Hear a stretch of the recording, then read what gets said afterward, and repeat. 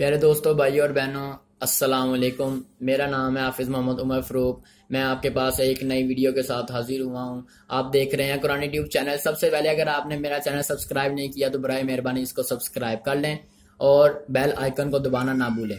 दोस्तों, आज मैं आपको इस वीडियो में कुरान पाक के हवाले से बताऊंगा कि हमने इसको खूबसूरत अंदाज में कैसे पढ़ना है। कुरान पाक का एक हरफ पढ़ने से 10 नेकियां मिलती हैं। अलिफ लाम मीम, ये 3 हरफ है, यानी कि हमें इसकी 30 नेकियां मिलेंगी। हजूर नबी करीम सल्लल्लाहु अलैहि वसल्लम की हदीस मुबारक है कि माँ की गोद से लेकर कब्र तक इल्म हासिल करो। इल्म हासिल करने के लिए उम्र की कोई हद मुकर्रर नहीं है। हजूर अकरम सल्लल्लाहु अलैहि वसल्लम की एक और हदीस मुबारक बयान करता हूँ, तलबुल इल्म फरीदतन अला कुल्ली मुस्लिम। इल्म हासिल करना हर मुसलमान मर्द और औरत पर फर्ज है। और दोस्तों, शर्माने की कोई बात नहीं, जहां से नफा मिले वहां से हमें फायदा हासिल करना चाहिए। कोई दोस्त सोच रहा होगा कि मैंने तो कुरान पाक मुकम्मल कर लिया है। कोई कहेगा 1 बार, कोई कहेगा मैंने 4 बार किया, कोई कहेगा मैंने 6 बार, अब मुझे क्या जरूरत है। दोस्तों, कुरान पाक को सही पढ़ना बड़ा अजर और सवाब है। दोस्तों, कुरान पाक एक ऐसी किताब है जिसकी बार बार तिलावत की जाए तो बहुत मजा आता है और अगर इसको सुना जाए तो बहुत सुकून मिलता है। दोस्तों, एक छोटी सी मिसाल पेश करता हूं। अगर हम अखबार के एक टॉपिक को एक बार पढ़ लें तो इसको दोबारा पढ़ने का दिल नहीं करता है। और कुरान पाक एक ऐसी किताब है। एक और यहाँ पर मैं एक और मिसाल बयान करता हूं कि हजरत उस्मान गनी रजी अल्लाह तआला अन्हु एक रकत में पूरा कुरान पाक मुकम्मल कर लिया करते थे। और इसी तरह कुरान पाक अगर हम उसको 1 बार पढ़ें, 100 बार पढ़े, इवन के इसको 1000 मरतबा भी पढ़ा जाए तो दिल करता है इसको पढ़ी जाए। दोस्तों, कुरान पाक को दुरुस्त पढ़ना ही अजर है। और अगर इसके हर हरफ यानी कि जबर जेर पेश को अगर हम गलत पढ़ जाएं तो मैनी भी बदल जाता है। दोस्तों, हम कुरान पाक को शुरू से पढ़ना स्टार्ट करेंगे। मतलब यह कि नूरानी कायदे से इसमें हम इसकी तमाम बेसिक चीज़ों का जिक्र भी करेंगे और इसको सीखेंगे। जैसे मुफाज़े कराम तिलावत करते हैं, आप भी बिल्कुल उसी अंदाज में तिलावत कर सकेंगे। एक और हदीस मुबारक हजूर नबी करीम सल्लल्लाहु अलैहि वसल्लम फरमाते हैं, खैरुकुम मन तअल्लमल कुरआन व अल्लमा। तुम में से बेहतरीन शख्स वो है जो कुरान पाक सीखे और दूसरों को सिखाए। एक छोटी सी तिलावत मैं आपको पेश करता हूं और इंशाल्लाह अगर आप इसको दिलचस्पी के साथ पढ़ेंगे, सीखेंगे तो आप भी इस तरह ही तिलावत कर सकेंगे। तिलावत पेश करता हूं। अऊज़ु बिल्लाहि मिनश शैतानिर रजीम। बिस्मिल्लाहिर रहमानिर रहीम। अल्हम्दुलिल्लाहि रब्बिल आलमीन। अर्रहमानिर रहीम। मालिकि यौमिद्दीन। इय्याका नअबुदु व इय्याका नस्तईन। इहदिनस सिरातल मुस्तकीम। सिरातल लज़ीना अनअमत अलैहिम गैरिल मग़दूबि अलैहिम वलद्दॉल्लीन।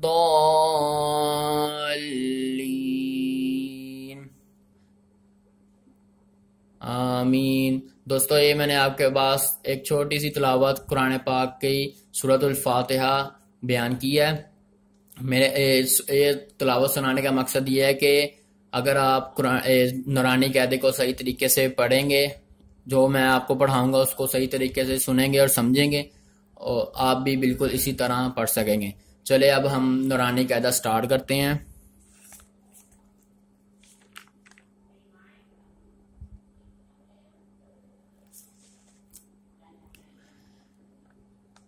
बिस्मिल्लाहिर्रहमानिर्रहीम। दोस्तों, पहले मैं आपको बताता हूँ कि आऊज़ु बिल्लाहि मिनश शैतानिर रजीम हमने कैसे पढ़ना है और फिर उसके बाद बिस्मिल्लाहिर्रहमानिर्रहीम हमने कैसे पढ़ना है। ये मैं आपको आहिस्ता से पढ़ के बताता हूँ। और अगर आपको इसकी ना समझ लगे यानी ना कहना है तो आप इसको रिवाइंड करके बार बार इसको सुन सकते हैं और इससे आपकी यानी कि आउज़ बिल्लाह और बिस्मिल्लाह दोनों ठीक हो जाएंगे। अऊज़ु बिल्लाहि मिनश शैतानिर रजीम। बिस्मिल्लाहिर्रहमानिर्रहीम। दोस्तों ये सामने तख्ती नंबर 1 है और ये अल्फाज जो लिखे हुए हैं ये हर अल्फाज अपनी खासियत रखता है कि कौन सा हरफ कहाँ से निकलता है, इसको हमने कैसे निकालना है। और ये आपको नज़र आ रहे होंगे ग्रीन कलर के निशान, इनका क्या मकसद है, इनको हमने क्या करना है। उसके बाद मैं आपको छोटी छोटी बेसिक चीज़ें बताता हूँ। उसके बाद फिर हम जहाँ से ये निकलते हैं ना, यानी कि इनके मखारिज, वो भी मैं आपको बताऊँगा और वो भी आप याद कर लीजिएगा और उसका बड़ा फ़ायदा होगा। दोस्तों ये जो से ग्रीन कलर के निशान है ना, इनको हम कहते हैं मोटे हरूफ। यहाँ पर आपको 8 नज़र आ रहे हैं, लेकिन जो से मुस्तकिल मोटे रहते हैं ना वो हमारे पास 7 हरूफ हैं। ये देखें यहाँ पर लिखा हुआ है मोटे हरूफ सौद, दौद, ता, ज़ा, गैन, खा और क़ाफ। ये मुस्तकिल मोटे ही रहते हैं, ये बारीक नहीं होते। और दोस्तों ये देखें यहाँ पर लिखा हुआ है रॉ, ये बाज़ जगह पर मोटा होता है और बाज़ जगह पर बारीक पड़ा जाता है। इसी तरह लाम भी है, ये भी बाज़ जगह पर मोटा पड़ा जाता है और बाज़ जगह पर बारीक पड़ा जाता है। उसके बाद हमारे पास आ गया नरम हरूफ। नरम हरूफ इसको इस वजह से कहते हैं क्योंकि इनको हम नरमी के साथ पढ़ते हैं और इनके ऊपर हम सीटी की आवाज़ नहीं निकालते और ना ही हम इसको सख्ती से पढ़ते हैं। इसको हम पढ़ते हैं वा, वाल, फा। ठीक है, इनके ऊपर हमने सीटी की आवाज़ बिल्कुल भी नहीं निकालनी। सीटी की आवाज़ से मुराद ये देखें ऐसे ज़्वा, ज़ाल, सा। अगर हम इसको इस तरह पढ़ेंगे तो ये अल्फाज गलत हो जाएंगे, तो हमने इसको सही पढ़ने की कोशिश करनी है। ये हमारे पास है ज़ा, वाल, फा। ठीक है, आगे लिखा हुआ है सीटी वाले हरूफ जिनके ऊपर हमने सीटी निकालनी है स्वाद, ज़ा, सीन। ठीक है, ये भी हमारे पास 3 है। आगे ये देखें, ये नीचे लिखा हुआ है हरूफे हल्की, ये हमारे पास 6 हैं। ये इनको हरूफे हल्की इस वजह से कहते हैं क्योंकि ये हलक से निकलते हैं। हमजा, हा, आइन, हा, गैन, खा, ये 6 हैं। ठीक है, आगे फिर नीचे जो उनसे लिखे हुए हैं ये हम आवाज़ हरूफ कौन से हैं, हरूफ यरमलून, ये सारे नीचे दिए हुए हैं। आगे हम पहले इनके मखरज के बारे में पढ़ लेते हैं कि कौन सा हरफ कहाँ से शुरू होता है। ये ज़रा हम पीछे की तरफ आती हैं। और दोस्तों एक बात तो मैं आपको बताना ही भूल गया कि जब भी हमने कुरान पाक पढ़ना है यानी कि शुरू से सीखना है तो हम तजवीदी कुरान पाक लेंगे, यहाँ तजवीदी कायदा। उससे हमें ये फ़ायदा होगा कि ये देखें हमारे पास ग्रीन कलर भी हैं, हमें अगर उस तरह याद ना हो सके तो हमें याद रहेगा कि ग्रीन कलर जहाँ पर आ जाए उसको हमने मोटा करना है। और इसी तरह ये देखें आगे करके मैं दिखाता हूँ, ये आपको रेड कलर नज़र आ रहा होगा, इसका मतलब है कि यहाँ पर हमने गुन्ना करना है। ठीक है, और आगे इस तरह ही ब्लू कलर आएगा, ब्लू कलर पे हमने कलकला करना होता है। और इधर एक ऑरेंज कलर नहीं दिया हुआ, वो हम कुरान पाक जब पढ़ना स्टार्ट करेंगे तो वहाँ पर कई बाज़ जगह पर ऑरेंज कलर होगा और बाज़ जगह पर रेड कलर होगा। जो सा ऑरेंज कलर होगा ना उसके ऊपर हमने इख्फा करना होता है। गुन्ना और चीज़ होती है और इख्फा और चीज़ होती है, ये भी मैं आपको बाद में बताऊंगा। पहले हम इनके मखरज के बारे में पढ़ते हैं। दोस्तों ये देखें लिखा हुआ है हमजा हा। ठीक है, ये लिखा हुआ है हलक के आखिर से जो सीने की तरफ है, यानी कि जो सा सीने के साथ मिलता है हिस्सा उस वहां से हमजा हा अदा होता है। आगे लिखा हुआ है आइन हा, हलक के बीच से, यानी कि हलक का जो सा दरमियान वाला हिस्सा है ना वहां से ये अदा होता है। आगे आगे गैन खा, हलक के शुरू से जो मुंह की तरफ है, यानी कि जो सा मुंह की जानिब जो सा हिस्सा है ना वहां से गैन खा अदा होता है। आगे आगे जी कौफ, जुबान की जड़ का आखिर जो कौवे के पास है जब ऊपर के तालु से लगाएं, यानी कि हलक का जो सा शुरू वाला हिस्सा होता है ना उसके ऊपर एक कौवा है, वहां से अगर जुबान के पीछे वाले हिस्से को लगाए ना तो मोटा काफ वहां से अदा होता है। इसी तरह बरीक काफ इसी जगह से लेकिन जरा मुंह की तरफ हटके, काफ जो सा है उसको जुबान के पीछे वाले हिस्से को कौवे के साथ लगाएं तो फिर अदा होता है, और जो सा बरीक काफ है वो जरा थोड़ा मुंह की तरफ हटके फिर ये अदा होता है। आगे आ गया जीम शीन या, इन तीनों का एक ही मखरज है और ये तीनों एक ही जगह से निकलते हैं। यहाँ लिखा हुआ है जुबान का बीच जब तालु के बीच से लगे, यानी कि जुबान के दरमियान वाले हिस्से को तालु के दरमियान वाले हिस्से के साथ लगाएं तो जीम शीन या अदा होता है। आगे हमारे पास आ गया दौद, ये भी मोटा दौद है। जुबान की करवट जब ऊपर की दाढ़ों से लगे, बाएं तरफ से आसान और दाईं तरफ से मुश्किल और दोनों तरफ से एकदम निकलना बहुत मुश्किल है। यानी कि जुबान की करवट को बाईं तरफ की 5 दाढ़ें हैं ना उनके साथ लगाएं फिर दौद अदा होता है। आगे हमारे पास आ गया लाम, जुबान की करवट के अखीर से जुबान की नोक तक के हिस्से से जब वो ऊपर के अगले 4 दांतों के मसूड़ों से लगे फिर लाम अदा होता है। यानी कि जो उनसे आगे वाले मसूड़े हैं ना जुबान की नोक को उनकी जड़ों के साथ लगाए ना फिर लाम अदा होता है, ऐसे लाम। ठीक है, आगे आ गया नून, इन्हीं में से 3 दांतों के मसूड़ों से यानी अंदर की तरफ से एक कम हो जाता है। लाम चार मसूड़े थे और ये जो सा है नून है, नून 3 मसूड़ों के साथ लग के जुबान की जो सी नोक है उनको वहां पर हम लगाएंगे। नोक यानी कि जुबान के जो से साइडें जो सी हैं उसको उसके साथ लगाएंगे तो फिर नून अदा होगा। ठीक है, आगे हमारे पास आ गया रॉ, इन्हीं में से अगले 2 दांतों के मसूड़ों से और इसका कुछ ताल्लुक जुबान की पुष्ट भी है जो नोक से जरा आगे चल कर है। रॉ यानी कि जुबान की जो सी नोक है ना किनारा उससे जरा पीछे की तरफ अगर हम उसको आगे वाले 2 दांतों के मसूड़ों के साथ लगाएं ना यानी कि जो से मसूड़े हैं उनके साथ लगाएं फिर रॉ अदा होता है। मसूड़े कहते हैं साइडों वाले दांतों को। आगे हमारे पास आ गया तो दाल ता, इन तीनों का भी एक ही मखरज है, एक ही जगह से अदा होते हैं। ये जुबान की नोक जब ऊपर के अगले 2 दांतों की जड़ की तरफ वाले आधे हिस्से से लगे फिर तो अदा होता है। यानी कि जुबान की नोक को सनाया उलिया की जड़ के साथ लगाएं तो फिर तो दाल ता अदा होता है। सनाया उलिया कहते हैं सामने वाले जो से 2 दांत होते हैं ना उनकी जड़, उनको सामने वाले 2 दांतों को सनाया उलिया कहते हैं और उनकी जड़ के साथ जुबान की नोक को लगाएं फिर ये हरफ अदा होते हैं। आगे हमारे पास आ गया वा वाल सा, ये देखें लिखा हुआ है जुबान की नोक जब इन ही ऊपर के अगले 2 दांतों की नोक की तरफ वाले आधे हिस्से से लगे, यानी कि जुबान की नोक को सनाया उलिया की किनारे आगे जो से पहले वाले मखरज थे ये जड़ के साथ लग रहे थे, ये किनारे के साथ सनाया उलिया यानी आगे वाले 2 दांतों के किनारों को जुबान की नोक को उसके साथ लगाएं फिर ये अदा होते हैं वा वाल सा। ठीक है, आगे हमारे पास आ गया स्वाद ज़ा सीन, जुबान की नोक जब ऊपर और नीचे के अगले दोनों दांतों के दरमियान आ जाए, यानी कि जब हम ऊपर वाले दांतों को नीचे वाले दांतों को आपस में मिलाते हैं और जुबान की नोक उन दोनों के दरमियान में लगती है फिर ये हरफ अदा होते हैं और सीटी की आवाज भी निकलती है।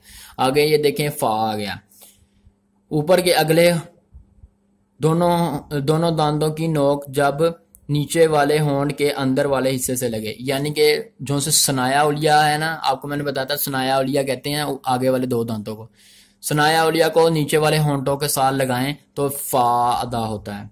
आगे हमारे पास आ गया बा मीम और वाओ। दोस्तों ये मैं जरा आपको डिवाइन करके दिखाता हूं, ये लिखा हुआ है बा दोनों होंठों के अंदरूनी तरी के मिलने से, यानी कि दोनों होंठों का जो सा तर हिस्सा होता है ना उसको हम आपस में मिलाए तो फिर बा अदा होता है। आगे आ गया मीम, मीम दोनों होंठों की बैरूनी तरी के मिलने से, यानी कि मीम जो सा होता है होंठों वाला जो सा तर हिस्सा होता है ना बैरूनी तरी यानी कि बाई वाला हिस्सा उसके साथ अगर हम मिलाएं तो फिर मीम अदा होता है। और वाओ इसी तरह, वाओ दोनों होंठों को गोल करके ना तमाम बंद करने से, यानी कि दोनों होंठों को गोल करें फिर वाओ अदा होता है, हमने बिल्कुल होंठों को बंद नहीं कर लेना। और आगे दोस्तों हम पढ़ते हैं, चलें दोस्तों हम तख्ती स्टार्ट करते हैं, इसको हमने पढ़ना कैसे है। अऊज़ु बिल्लाहि मिनश शैतानिर रजीम, बिस्मिल्लाहिर्रहमानिर्रहीम, अलिफ बा ता, सा। दोस्तों देखें यहाँ पर मैंने सीटी की आवाज़ बिल्कुल भी नहीं निकाली है, इसको हमने ऐसे ही पढ़ना है। सा, जीम, दोस्तों हमने ये जो सा आ है इसको निकालने की कोशिश करनी है, ये हलक से निकलेगा। इसको ऐसे निकालना है। अगर ये आपसे ना निकले तो इसको बार बार पीछे करके सुनना है और इसको हमने निकालने की कोशिश करनी है, फिर हम खूबसूरत अंदाज से कुरान पाक की तिलावत कर सकेंगे। आगे आ गया खा, ये मोटा खा है। आगे आ गया दाल, वाल। दोस्तों यहाँ पर भी हमने सीटी की आवाज़ बिल्कुल भी नहीं निकालनी है, इसको हमने जाल ऐसे नहीं पढ़ना है, ठीक है। ये गलत हरफ हो देगा और हमने इसको सीटी की आवाज़ बिल्कुल नहीं निकालनी है और इसको ऐसे पढ़ना है, वाल। आगे आ गया रा, ये मोटा रा है क्योंकि ग्रीन है इस वजह से। रॉ, इसको हमने रा ऐसे नहीं पढ़ना, इसको हमने पढ़ना है रॉ। जहाँ पर बारीक होगा वहाँ पर मैं आपको बताऊंगा कि ये बारीक क्यों है और इसको हमने बारीक इस वजह से पढ़ना है। आगे आ गया ज़ा, यहाँ पर सीटी की आवाज़ निकालनी है। आगे आ गया सीन, यहाँ पर भी निकलेगी। शीन, यहाँ पर भी। और आ गया सौद, ठीक है। शीन पे हमने इस वजह से निकाली है क्योंकि ये शीन ये लफ्ज़ इस तरह का है, उसको हमने ऐसे ही पढ़ना है। आगे आ गया दौद,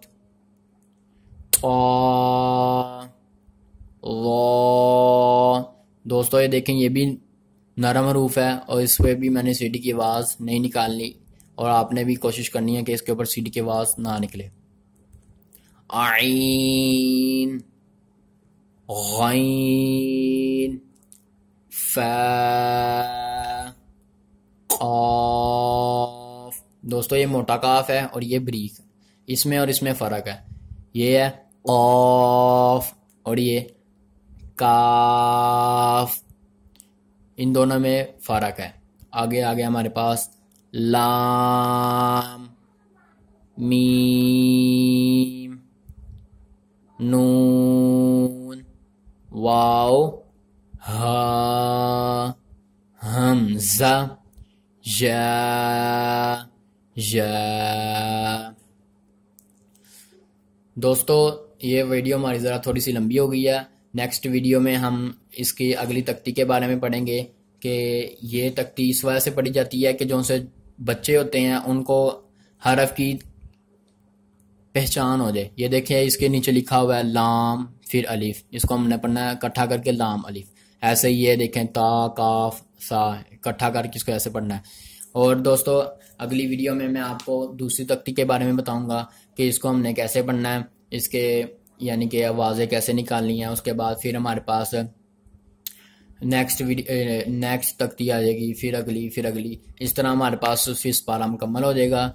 और दोस्तों आपने बिल्कुल भी शर्माना नहीं है, जहाँ से भी हमें इल्म हासिल यानी कि नफ़ा मिले हमें उससे फ़ायदा उठाना चाहिए और जहाँ पर हमारी गलतियाँ हमें उसको दुरुस्त भी करना चाहिए और बिल्कुल भी शर्माने की ज़रूरत नहीं है। आपने ये नहीं देखना कि ये मेरे से उम्र में छोटा है या बड़ा है, आपने बस जस्ट यही गौर करना है कि जहाँ से मुझे फ़ायदा मिल रहा है ना, जहाँ से मेरी गलतियाँ निकल रही हैं मैं अपनी ठीक करूँ, वहीं से हमें सही करना चाहिए और हमें उसका ही फ़ायदा मिलेगा। फिर हम कुरान पाक का अगर एक भी हरफ पढ़ेंगे तो हमें उसका सवाब ही मिलेगा, ठीक है।